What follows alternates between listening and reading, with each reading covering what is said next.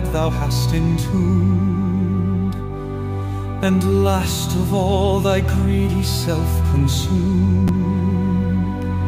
Then long eternity shall greet our bliss with an individual kiss, and joy shall overtake us as a flood, when everything that is sincerely good and perfectly divine, with truth and peace and love shall ever shine.